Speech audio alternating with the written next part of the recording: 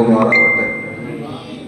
ഓരോ ദിവസവും നമ്മൾ ജീവിക്കുന്ന ഈ ലോകത്ത് പുതിയ പുതിയ സംഭവങ്ങളും പുതിയ പുതിയ ദൃഷ്ടാന്തങ്ങളും പുതിയതൊക്കെ ഇങ്ങനെ കണ്ടും കേട്ടും അറിഞ്ഞും വളർന്നുകൊണ്ടിരിക്കുന്ന ഒരു വിഭാഗം ആളുകളാണ് മനുഷ്യര് എന്നുള്ളത്. എന്നെ സംബന്ധിച്ചിടത്തോളം ഞാൻ ഇങ്ങനെ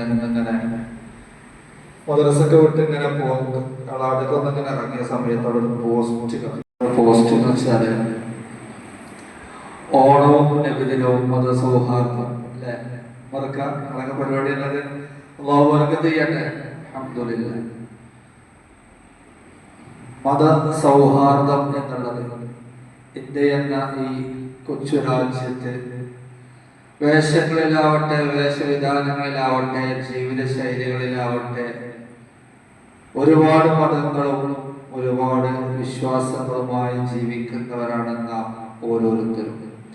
പക്ഷെ ഇസ്ലാമിന് അതിൻ്റെ വ്യക്തമായ കാഴ്ചപ്പാടുകളുണ്ട്.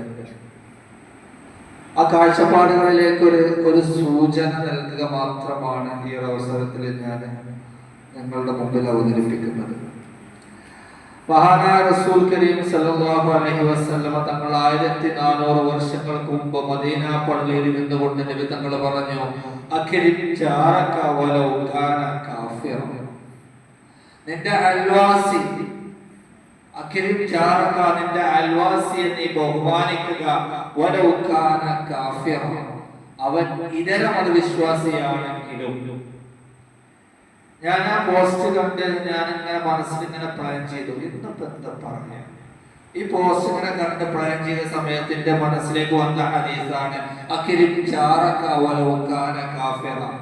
നിന്റെ അയൽവാസി അവിശ്വാസിയാണെങ്കിലും അല്ലെങ്കിൽ ഇതര മതവിശ്വാസിയാണെങ്കിലും അവനെ നീ ബഹുമാനിക്കുക എന്ന വാക്ക് 1500 വർഷങ്ങൾക്ക് മുമ്പ് മദീന പള്ളിയിൽ ഇരുന്ന് മുത്തുനബി പറയുമ്പോ ആ മദീന പള്ളിയുടെ ചുറ്റുവട്ടങ്ങളിൽ ഇസ്ലാം വിശ്വാസികളായിരുന്നു ഉണ്ടായിരുന്നത്.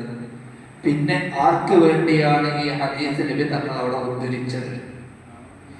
ഈ കാലഘട്ടത്തിൽ ജീവിക്കുമ്പോൾ തൃക്കണ എന്ന ഈ കൊച്ചു സുന്ദരമായ ഈ ഗ്രാമം, ജോസഫും ജോർജ് കുട്ടിയും ജലീലും എല്ലാവരും ഒത്തൊരുമിച്ച് ജീവിക്കുന്ന ഈ ഒരു കൊച്ചു രാജ്യത്ത് അല്ലെങ്കിൽ ഈ കൊച്ചു ഗ്രാമത്തിലുള്ള ഓരോ മനുഷ്യന്റെ ഹൃദയത്തിലേക്കും ഇറങ്ങിച്ചെല്ലേണ്ട ഒരു വാക്കാണ് അക്രിം ജാറക വലൗ കാന കാഫിറ.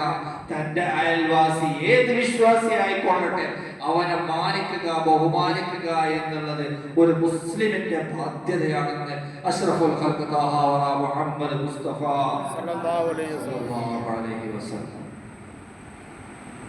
ഇതിന്റെയൊക്കെ ഒരു പൊരുൾ എന്താന്ന് വെച്ചാൽ, ഒരു മനുഷ്യനാവണമെങ്കിൽ, ഒരു വിശ്വാസിയാവണമെങ്കിൽ ഉള്ളൊരു നിബന്ധനയെ കുറിച്ച് പറയുന്ന ഒരു വാക്ക് കൂടി നിങ്ങളുടെ മുമ്പിൽ ഞാൻ വെക്കുകയാണ്. ഒരു മുസ്ലിം എന്ന് പറഞ്ഞാൽ മറ്റുള്ളവർ മറ്റു മുസ്ലിമീങ്ങളല്ല, മറ്റുള്ളവർ രക്ഷപ്പെട്ടിരിക്കണം എന്നതുകൊണ്ട് അവന്റെ വാക്കിനാലും അവന്റെ ദ്രോഹത്തെ തൊട്ടും രക്ഷപ്പെട്ടു എന്ന് ബോധ്യമുള്ളവൻ മാത്രമേ മുസ്ലിം ആവുകയുള്ളൂ, വിശ്വാസിയാവുകയുള്ളൂ.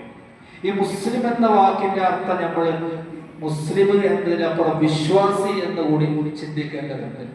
അതുകൊണ്ട് ഈ ലോകത്ത് ജീവിക്കുമ്പോൾ മറ്റൊരു മതത്തിന്റെ ആശയ ആദർശങ്ങൾ നെഞ്ചോട് ചേർക്കലല്ല മതസൗഹാർദ്ദം എന്ന് പറഞ്ഞാൽ, ആ മറ്റു മതസ്ഥന്റെ വിശ്വാസങ്ങൾക്ക് ഭംഗം വരാതെ അവരുടെ ആരാധന, അവരുടെ കർമ്മങ്ങളെ ബഹുമാനിക്കുക എന്നുള്ളതാണ് ഒരു മതവിശ്വാസിയെ സംബന്ധിച്ചിടത്തോളം ഉള്ളത്. അതുകൊണ്ട് തന്നെ നമ്മുടെ അടുത്ത് താമസിക്കുന്നവൻ അവൻ ആരായിക്കൊള്ളട്ടെ, അവന്റെ വിശ്വാസത്തിനോ അതല്ലെങ്കിൽ അവന്റെ ജീവിതത്തിനോ നാം കാരണം ഒരു ബുദ്ധിമുട്ടുണ്ടാവാതെ ജീവിക്കാൻ കഴിയുക എന്നുള്ളതാണ് ഒരു മുസ്ലിമിന്റെ ബാധ്യത എന്ന് ആരംഭ റസൂൽ സല്ലല്ലാഹു അലൈഹി വസല്ലം. അതുകൊണ്ട് തന്നെയാണ് നബി തങ്ങൾ അവിടുത്തെ പത്നിമാരുടെ കൂട്ടത്തിൽ ഒരാളോട് പറഞ്ഞത്, എന്റെ ആയിഷ ബീവിയോടാണെന്ന് തോന്നുന്നു, ഒരു ഒട്ടകത്തിന്റെ കുളമ്പിന്റെ ഉള്ളിലുള്ള മാംസമാണ് നിനക്ക് കറി വെക്കാൻ കിട്ടിയതെങ്കിൽ ആ കറി അല്പം വെള്ളം ഒഴിച്ചതിനെ നീ നീട്ടുക, എന്നുള്ളത് നിന്റെ അയൽവാസികളിലേക്ക് കൊടുക്കുക എന്ന് മുത്തുനബി സല്ലല്ലാഹു അലൈഹി വസല്ലം.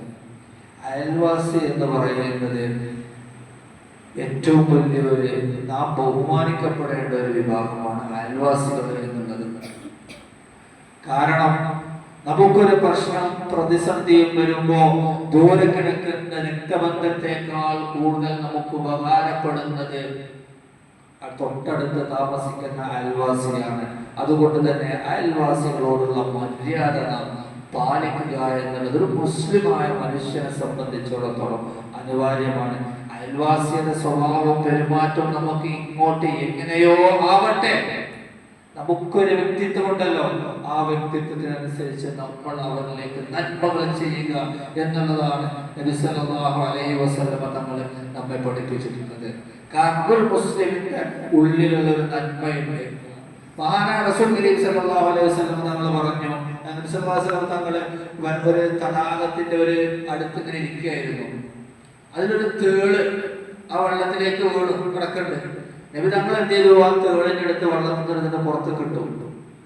ആ തേളില് എന്ത് ചെയ്തു? നബിയുടെ കയ്യിൽ കൊത്തി. കൈ